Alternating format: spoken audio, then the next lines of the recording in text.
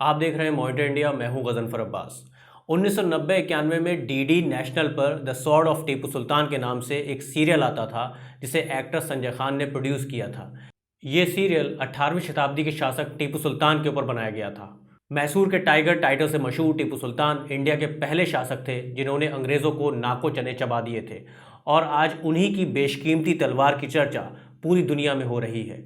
हाल ही में उनकी तलवार लंदन में 14 मिलियन पाउंड यानी कि 143 करोड़ में नीलाम की गई।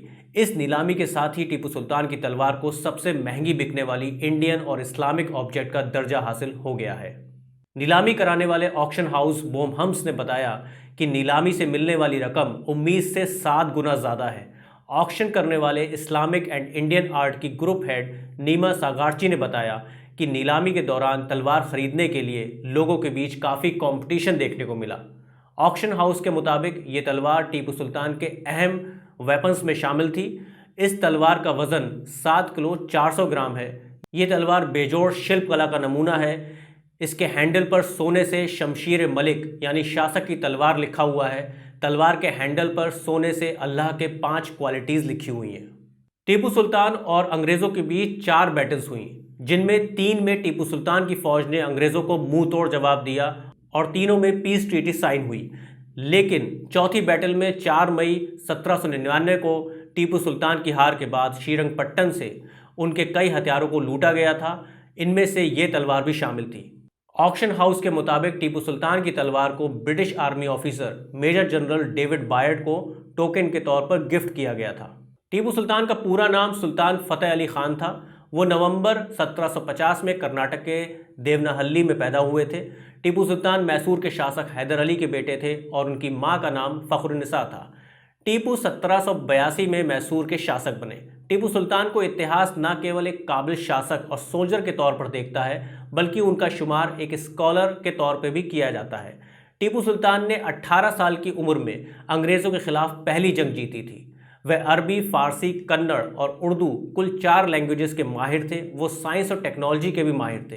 टीपू सुल्तान दुनिया के पहले रॉकेट आविष्कारक कहलाते हैं, इसीलिए उनको पहला मिसाइल मैन भी कहा जाता है और भारत में रॉकेट टेक्निक के लिए क्रेडिट दिया जाता है। उन्होंने रॉकेट संचालन पर एक मैनुअल भी लिखा था। उनके बनाए रॉकेट्स आज भी लंदन के ब्रिटिश वॉर म्यूजियम में रखे हुए हैं। टीपू सुल्तान अपने शासनकाल में नई इकोनॉमिक सिस्टम, नया मून सोलर कैलेंडर और एक रिफॉर्म रेवेन्यू सिस्टम लेकर आए थे। उन्होंने कावेरी नदी की सफाई करवाकर इसके किनारे पर मुसाफिरों के लिए कई मुसाफिरखाने बनवाए। उन्होंने मैसूर रेशम इंडस्ट्री के डेवलपमेंट में भी काफ़ी काम किया। 1796 में उन्होंने जंगजू शिप्स के साथ एक शिपिंग बोर्ड भी इस्टेब्लिश किया था, जिससे अंग्रेज़ उन्हें अपना सबसे बड़ा दुश्मन मानने लगे थे। लेकिन आज जिस इंडियन मुस्लिम शासक और उसकी तलवार की पूरी दुनिया में चर्चा हो रही है, उसे बीजेपी और राइट विंग ग्रुप्स ने हिस्ट्री को तोड़ मरोड़कर कर्नाटक और पूरे देश में एक एंटी हिंदू कट्टर मुस्लिम शासक के तौर पर पेश किया और अपनी सरकार के दौरान कर्नाटक में हर साल मनाई जाने वाली टीपू जयंती को ख़त्म कर दिया। यहाँ तक कि टीपू सुल्तान के नाम पर अपनी वोट बैंक की पॉलिटिक्स के लिए लगातार हिंदू कम्युनिटी में मुस्लिम कम्युनिटी के खिलाफ जहर घोलने की कोशिश की। अपने प्रोपेगेंडा में राइट विंग लगातार ये आरोप लगाता है कि टीपू सुल्तान ने लाखों हिंदुओं का कत्ल करवा दिया था और कई मंदिरों को तोड़ा था, लेकिन असलियत कुछ और है। टीपू सुल्तान के बारे में फैलाए गए प्रोपेगेंडा के बारे में कई प्रोफेसर्स, ऑथर्स और हिस्टोरियंस ने डिटेल्ड आर्टिकल्स लिखे हैं, जिससे पता चलता है कि टीपू उनके ऊपर लगे आरोपों के उलट एक सेकुलर रूलर थे। इस मामले में प्रोफेसर BN पांडे की 1977 में राज्यसभा में दी गई speech history in the service of imperialism बहुत इंफॉर्मेशनल है। टीपू सुल्तान अपनी रियासत के 156 मंदिरों को ग्रांट दिया करते थे। उन्होंने कई मंदिरों के लिए ज़मीनें दी, जिनमें श्रृंगेरी मठ भी शामिल है। टीपू सुल्तान के दीवान और एडवाइज़र कृष्णाचार्य पूर्णिया थे, जो कि एक हिंदू थे। टीपू सुल्तान की रियासत के खजांची कृष्ण राव भी हिंदू थे। कर्नाटक के बैकवर्ड समुदाय के सोशल मूवमेंट अहिंदा के प्रेसिडेंट PV नरसिम्हा ने अपने आर्टिकल में लिखा कि टीपू जिन मंदिरों को ग्रांट दिया करते थे, उनमें कर्नाटक के नंजनगुड़ का नंजुंडेश्वरा मंदिर भी शामिल है।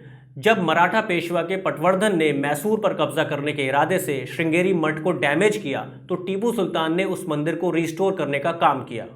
एक बहुत ही अहम बात जो बहुत से लोगों को नहीं पता है कि कर्नाटक, केरल और दक्षिण भारत में हिंदू कास्ट सिस्टम की वजह से उस दौर में सिर्फ अपर कास्ट हिंदू महिलाओं को ही अपना सीना ढकने की इजाज़त थी और दलित महिलाओं को अपना जिस्म ढकने के लिए अपर कास्ट को टैक्स देना पड़ता था।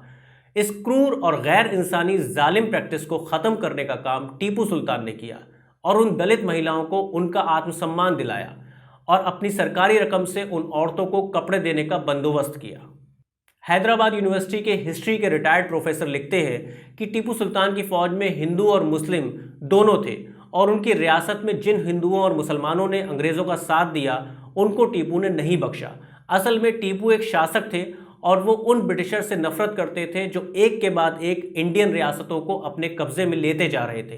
टीपू चाहते थे कि अंग्रेज़ों के खिलाफ इंडियन फौजों का एक अलायंस बने, लेकिन चाहे मराठा हो या फिर निज़ाम, सब ने अंग्रेज़ों के साथ हाथ मिलाया।